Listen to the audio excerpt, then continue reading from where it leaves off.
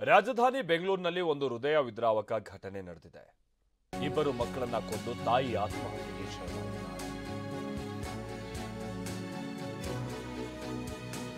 ತಾಯಿ ಆತ್ಮಹತ್ಯೆಗೆ ಶರಣಾಗಿದ್ದಾಳೆ. ಕೇವಲ ಆಕೆ ಆತ್ಮಹತ್ಯೆಗೆ ಶರಣಾಗಿರೋದಲ್ಲ, ಅದಕ್ಕಿಂತ ಮುನ್ನ ತನ್ನ ಇಬ್ಬರು ಮಕ್ಕಳನ್ನ ಕೊಂದಿದ್ದಾಳೆ. ಮಗ ಶಿಯಾನ್ 6 ವರ್ಷದ ಪ್ರಾಯದ ಹುಡುಗ, ಚಾರ್ವಿ 7 ವರ್ಷ ಪ್ರಾಯ ಅನ್ನುವಂಥದ್ದು ಗೊತ್ತಾಗ್ತಾ ಇದೆ. ಉಸಿರುಗಟ್ಟಿಸಿ ಹತ್ಯೆ ಮಾಡಿದ್ದಾಳೆ. 6 ವರ್ಷದ ಪುತ್ರ 7 ವರ್ಷದ ಮಗಳನ್ನ ಉಸಿರುಗಟ್ಟಿಸಿ ಹತ್ಯೆ ಮಾಡಿದ್ದಾಳೆ. ಬಳಿಕ ತಾಯಿ ಕುಸುಮ ನೇಣು ಬಿಗಿದುಕೊಂಡು ಆತ್ಮಹತ್ಯೆ ಮಾಡಿಕೊಂಡಿದ್ದಾಳೆ. ಕೊಡಿಗೆಹಳ್ಳಿಯ ಅಪಾರ್ಟ್ಮೆಂಟ್ ಒಂದರಲ್ಲಿ ನಡೆದಿರುವಂಥ ಘಟನೆ ಇದು. 2 ದಿನದ ಹಿಂದೆ ಗಂಡ ಹೆಂಡತಿ ನಡುವೆ ಗಲಾಟೆ ನಡೆದಿತ್ತು. ಕೌಟುಂಬಿಕ ಕಲಹಕ್ಕೆ ಮನನೊಂದು ಇಂಥದ್ದೊಂದು ದುಡುಕಿನ ನಿರ್ಧಾರ ತೆಗೆದುಕೊಂಡಿರ್ಬೋದಂತ ಸಾಧ್ಯತೆ ಇದೆ.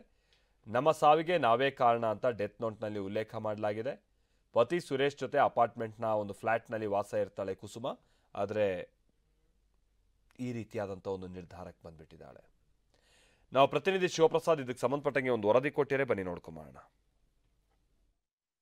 ಬೆಂಗಳೂರಿನ ಕೊಡಿಗೆಹಳ್ಳಿ ಪೊಲೀಸ್ ಠಾಣಾ ವ್ಯಾಪ್ತಿಯ ಬಾಲಾಜಿ ಲೇಔಟ್ನ ಫ್ಲಾಟ್ ಒಂದರಲ್ಲಿ ಗೃಹಿಣಿ ಆತ್ಮಹತ್ಯೆ ಮಾಡಿಕೊಂಡಿರುವಂಥ ಘಟನೆ ನಡೆದಿರ್ತಕ್ಕಂಥದ್ದು. ನನ್ನ ಹಿಂಭಾಗದಲ್ಲಿ ನೀವು ಈಗಾಗಲೇ ಗಮನಿಸ್ತಾ ಇದ್ದೀರಾ.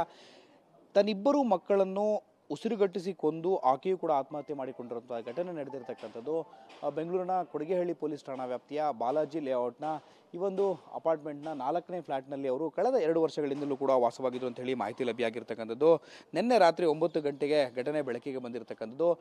ಪತಿ ಸುರೇಶ್ ಜೊತೆಗೆ ಆಕೆ ಕೌಟುಂಬಿಕ ಕಲಹದ ಹಿನ್ನೆಲೆಯಲ್ಲಿ ಜಗಳ ಮಾಡ್ಕೊಂಡಿರ್ತಾರೆ. ಈ ಒಂದು ವಿಚಾರದ ಹಿನ್ನೆಲೆಯಲ್ಲಿ ಕಳೆದ 2 ದಿನಗಳಿಂದಲ ಅವರಿಬ್ಬರ ನಡುವೆ ವಿರಸವಿತ್ತು. ಈ ವಿಚಾರಕ್ಕೆ ಸಂಬಂಧಪಟ್ಟಂತೆ ಆಕೆ ತನ್ನಿಬ್ಬರು ಮಕ್ಕಳನ್ನು ಉಸಿರುಗಟ್ಟಿಸಿಕೊಂಡು ಆಕೆಯೂ ಕೂಡ ಆತ್ಮಹತ್ಯೆ ಮಾಡಿಕೊಂಡಿದ್ದಾರೆ ಅಂತ ಹೇಳಿ ಮಾಹಿತಿ ಲಭ್ಯ ಆಗಿರ್ತಕ್ಕಂಥದ್ದು. ಮನೆಯಲ್ಲಿ ಯಾರೂ ಇಲ್ಲದೇ ಇರತಕ್ಕಂಥ ವೇಳೆಯಲ್ಲಿ ಫ್ಯಾನಿಗೆ ನೇಣನ್ನು ಬಿಗಿದುಕೊಂಡು ಆಕೆ ಆತ್ಮಹತ್ಯೆಯನ್ನು ಮಾಡಿಕೊಂಡಿದ್ದಾಳೆ.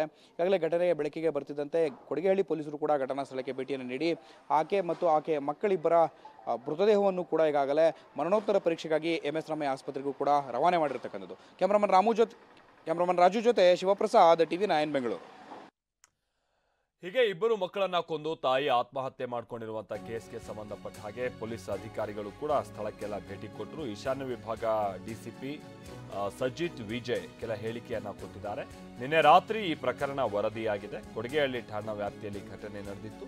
ಕುಸುಮ ಅನ್ನೋ ಗೃಹಿಣಿ ಮಕ್ಕಳನ್ನ ಕೊಂದು ಆತ್ಮಹತ್ಯೆ ಮಾಡಿಕೊಂಡಿದ್ದಾಳೆ. ಶ್ರೇಯನ್, ಚಾರ್ವಿ ಎಂಬ ಮಕ್ಕಳಿಬ್ಬರನ್ನ ಕೊಲೆ ಮಾಡಲಾಗಿದೆ.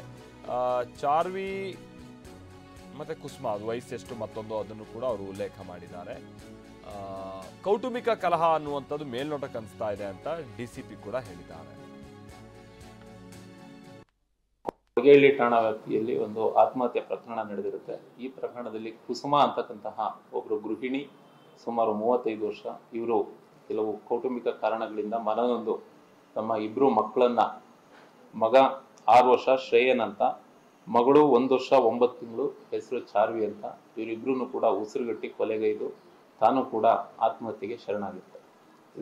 ಪ್ರಕರಣ ದಾಖಲಾಗಿದೆ, ತನಿಖೆ ನಡೀತಾ ಇದೆ. ನಿಖರವಾದ ಕಾರಣಗಳು ತನಿಖೆಯಿಂದ ಪತ್ತೆಯಾಗಿದೆ. ಕೊಡಿಗೆಹಳ್ಳಿ ಠಾಣಾ ವ್ಯಾಪ್ತಿಯಲ್ಲಿ ಒಂದು ಆತ್ಮಹತ್ಯೆ ಪ್ರಕರಣ ನಡೆದಿರುತ್ತೆ. ಈ ಪ್ರಕರಣದಲ್ಲಿ ಕುಸುಮ ಅಂತಕ್ಕಂತಹ ಒಬ್ಬರು ಗೃಹಿಣಿ, ಸುಮಾರು 35 ವರ್ಷ, ಇವರು ಕೆಲವು ಕೌಟುಂಬಿಕ ಕಾರಣಗಳಿಂದ ಮನನೊಂದು ತಮ್ಮ ಇಬ್ಬರು ಮಕ್ಕಳನ್ನ, ಮಗ 6 ವರ್ಷ ಶ್ರೇಯನ್ ಅಂತ, ಮಗಳು 1 ವರ್ಷ 9 ತಿಂಗಳು, ಹೆಸರು ಚಾರ್ವಿ ಅಂತ, ಇವರಿಬ್ರು ಕೂಡ ಉಸಿರುಗಟ್ಟಿ ಕೊಲೆಗೈದು ತಾನು ಕೂಡ ಆತ್ಮಹತ್ಯೆಗೆ ಶರಣಾಗಿರ್ತಾರೆ.